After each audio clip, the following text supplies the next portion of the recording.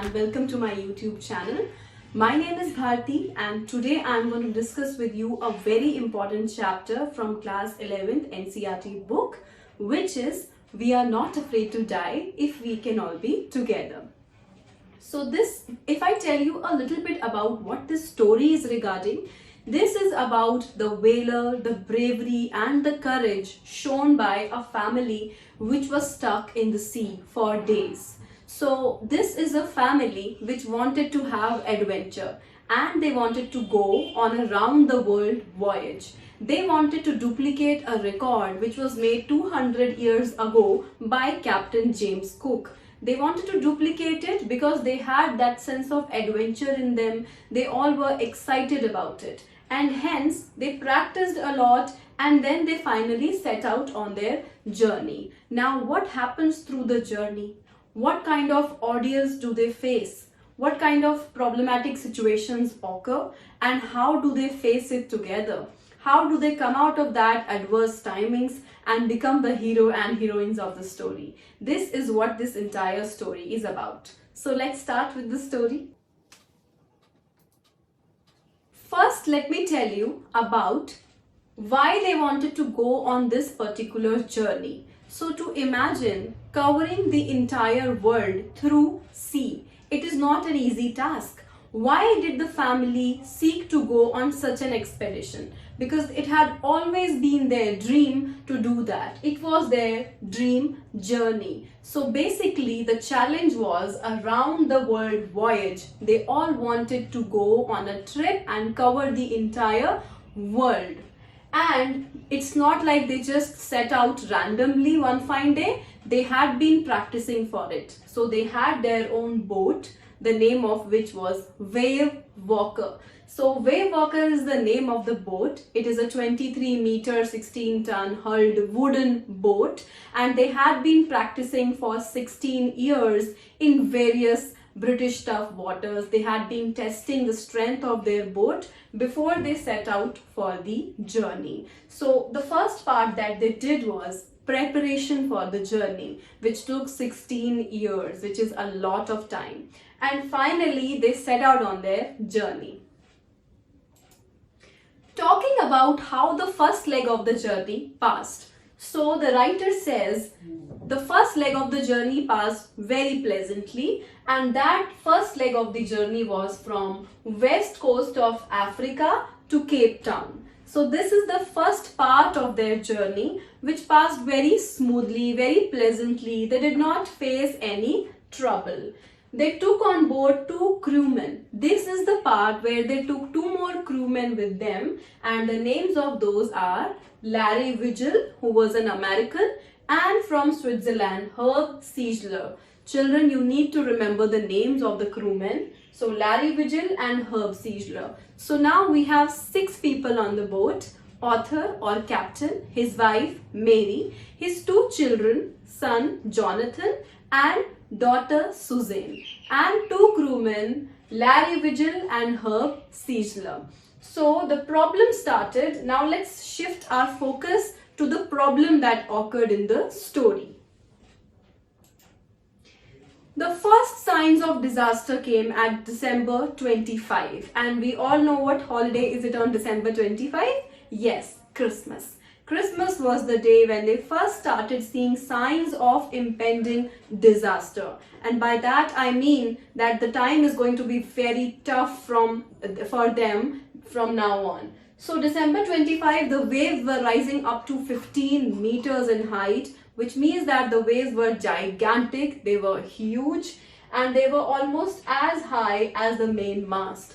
I'm going to show you a picture of the ship that shows exactly which part am I talking about when I say mast. So mast is that central pole in the ship that holds together the entire ship, including the sail and the jib. So imagine the waves were as high as the main mast itself. Still they tried to stay positive and they thought maybe this weather will get better. So they were inclined to think in this situation that it is all going to stay normal, we have to stay positive no matter the weather is going bad, but still they celebrated their Christmas complete with a Christmas tree, and they prayed that the weather should change. And the weather changed, but for worse. So now he talks about January 2. So right next day after New Year. So he describes the weather as screaming wind, which was painful to the ears. And not only that, there were huge waves, and they were fearful that these waves are going to topple over our boat at any moment. So they made some preparations to face the storm. This is very important that you remember which preparations they made in order to face the storm. So number one they did was that they went through a drill. Just like how in school you might have a drill related to earthquake or a disaster, it is important that you practice beforehand what all will you do if storm strikes you in the sea. So the first thing that they did was they went through their drill. Secondly, they attached their lifelines. They slowed down the boat speed of the boat, and then they waited. So the disaster came at about 6 p.m. So it was January 2, 6 p.m. It is important to remember the date and timing.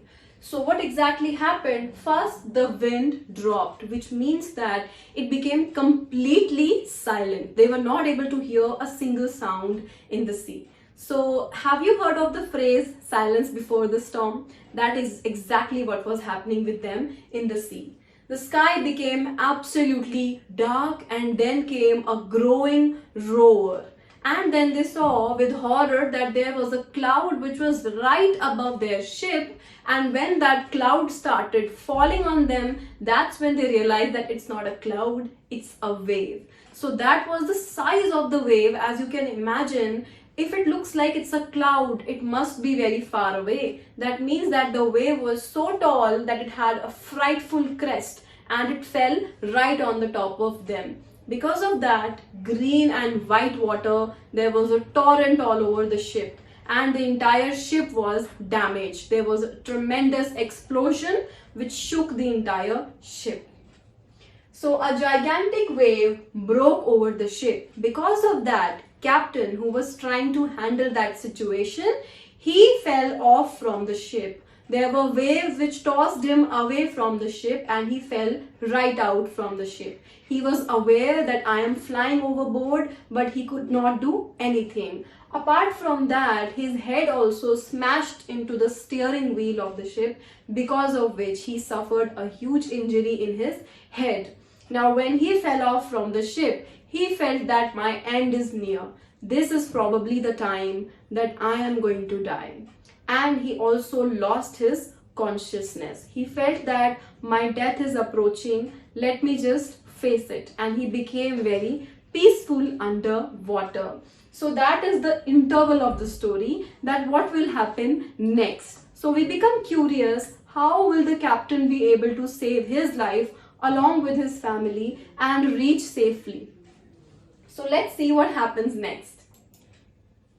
So now this is a very important moment. This is a time when the Wavewalker, their ship has become entirely horizontal. It feels like it is going to sink very soon. The mast, which is supposed to be upright, has become almost horizontal. And that's when a magical thing happened. Suddenly they realized that another wave came and it hurled the ship upright. So there was a wave which tossed it over, and another wave which tossed it back again. Because of that, what happened? The captain, who had the lifeline tied to him, that guardrail jerked tight, and he kept grabbing it, and he sailed through the water, and he was able to come back to the ship. Thankfully, he was saved, but there were more waves which came and they tossed him over like a rag doll. His left ribs were cracked, his mouth was filled with broken teeth and blood. So it was pretty huge for everyone to take. At that moment, he felt that I should go to my children and I should ask them how are they doing. So he went to John and Sue, his two kids, to ask them whether they were fine. So both of them told him that they were fine, but Suzanne or Sue, his girl, so she told him that she was having an injury in her head. She had a little bump on her head, to which the captain thought that it is nothing to worry about. When he was trying to save the life of everyone, just a bump on a child's head did not matter so much to him. Now, how did they face this disaster? Very important. So, question many a times asks you that how did everybody on the ship make sure that their lives were saved? How was their survival a collective attempt? How did everyone on the ship have a major role to play to save them from this storm? So first thing, Captain showed exemplary courage and determination. He not only tried to repair the ship, he also used innovative ideas. For example, he saw that in the ship there was a huge crack from which water was coming in. So he stretched a canvas in order to close those gaping holes, and he was able to reflect the water on the other side, and a large amount of water stopped coming inside. Similarly, he also decided to slow down the boat so that they can, instead of taking in more water, they can easily face the storm. Similarly, his wife, Mary, she stayed at the steering wheel. So Mary's job at that crucial time was to steer the ship in the right direction, because they needed somebody to stand at the steering wheel in all those crucial hours. Then coming to the crewmen, both the crewmen were pumping madly, and the text tells you that they were pumping like madmen, which basically means that they were pumping as if their life depended on it. So what do we mean by pumping here? Basically using hand pumps to take the water out of the boat. The water which has already accumulated inside the boat, you pump it out of the boat. So they were continuously doing that. However, there were more problems which came. So that we will discuss in a bit. So another thing, how did the kids show exemplary courage? This is very important. This justifies the title of the story, We Are Not Afraid to Die. This line is actually spoken by the son of the author, whose name is Jonathan. So Jonathan says this line that, Papa, we are not afraid to die if we are all together. This shows that the children also showed a lot of courage and determination. So just when they thought that situation is in our control, more problems started arising. And the first problem that arose was that the hand pump started blocking. Why? Because of all the garbage that was floating around. So since the waves hit them, everything that was inside the ship, toys, children's toys, crockery, clothes, everything was just floating around, because of which the hand pump started blocking because of all that debris. So at that moment, even though they tried really hard to find a spare hand pump, they were really sad to notice that even the spare electric pump had short circuited. So they were glad to notice that there was a spare hand pump which worked. Similarly, they were trying on the radio to make some mayday calls in order to ask for help, but even that was not working. So what are mayday calls? Mayday calls are the calls made by radio by sailors when they are stuck in the sea. When they scream mayday, mayday, it basically means that they are asking for help. So even though they were making so many mayday calls continuously, they were not getting any replies, because they were in the most remote corner of the world, which is the Indian Ocean. They were trying to go to Australia, but they were still thousands of kilometers away when they were struck by the storm.